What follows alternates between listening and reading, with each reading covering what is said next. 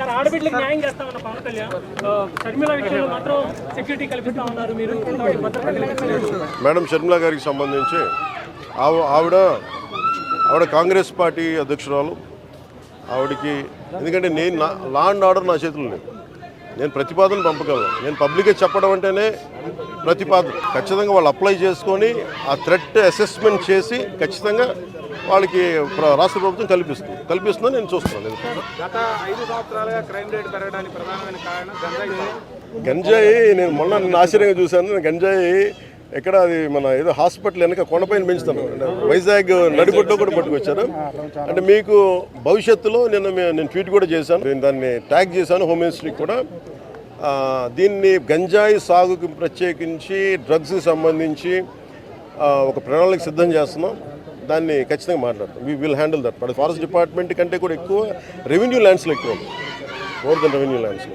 గత వైసీపీ నాయకులు, గత ముఖ్యమంత్రి ఆయన పోలీస్ అధికారులను బెదిరిస్తూ ఉన్నారు. ఐపీఎస్ మన చిత్తూరు జిల్లా ఐపీఎస్ అధికారిని సుబ్బారెడ్డి గారిని మీరు ఎక్కడ సప్త సముద్రంలో మీరు వెళ్ళినా కానీ వెతికి పట్టుకుంటాం, డీజీపీ గారిని వదలం రిటైర్మెంట్ అయినా అని చెప్తా ఉన్నారు. నేను చెప్తా ఉన్నాను, వాళ్ళనే కాదు ఎవరైనా సరే మీరు అధికారులకి ఇలాంటి థ్రెట్స్ ఇచ్చి మీరు కనుక వాళ్ళ మీద చిన్న ఈగ వాలిన, వాళ్ళ మీద ఘాటు పడ్డా, చిన్న గీటు పడ్డా కూడా మీరే బాధ్యత వహించాల్సి వస్తుంది. దీన్ని సుమోటోగా కింద తీసుకుంటాం.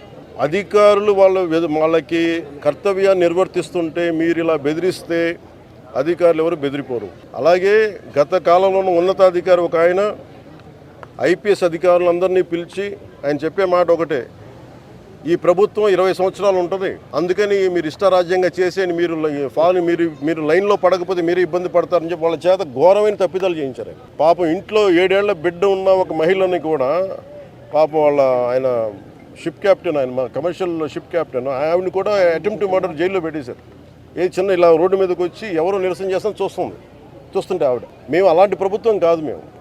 నేను అలాంటి సమయాల్లో కూడా నేను మా జన సైనికులకి ప్రత్యేకించి పార్టీ తరఫున అందరికీ కూడా నేను చెప్పాను, మీరు ఎక్కడా కూడా లైన్ దాటి వ్యక్తిగతంగా ఎవరిని విమర్శించకండి అని చెప్పి మీకు చాలా సందర్భాలు నేను తెలియజేశాను. అలాగే అధికారులు చాలాసార్లు మమ్మల్ని ఇబ్బంది పెడుతున్నప్పుడు కూడా నేను ఇప్పుడు కూడా కూర్చోబెట్టి ఒత్తిడిని అర్థం చేసుకోగలం. కనీసం మీరు బాధ్యత గట్టిగా మాట్లాడాం, కానీ ఎక్కడా మేము మీ అంతు చూస్తాం, మిమ్మల్ని ఇలా చేస్తాం నేను ఎప్పుడు మాట్లాడను.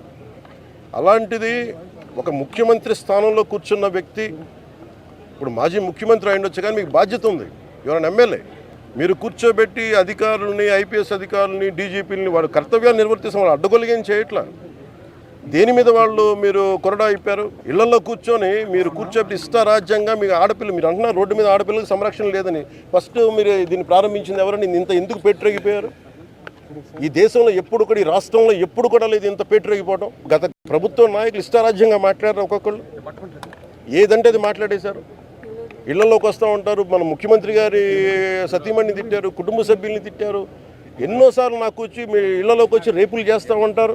ఇలాంటి మీకు 3 ఏళ్ల బిడ్డల్ని, 5 ఏళ్ల బిడ్డల్ని మీరు రేపులు చేసి ఎందుకు వచ్చేస్తున్నారంటానికి పాలించాల్సిన నాయకులు, అసలు క్రమశిక్షణలో ప్రజాస్వామ్యాన్ని బలంగా తీసుకెళ్లాల్సిన నాయకులు ఇష్టారాజ్యంగా మాట్లాడుతూ ఉంటే కింద క్రిమినల్స్కి ఏమైపోతే మనం తప్పులు చేస్తే పర్లేదు.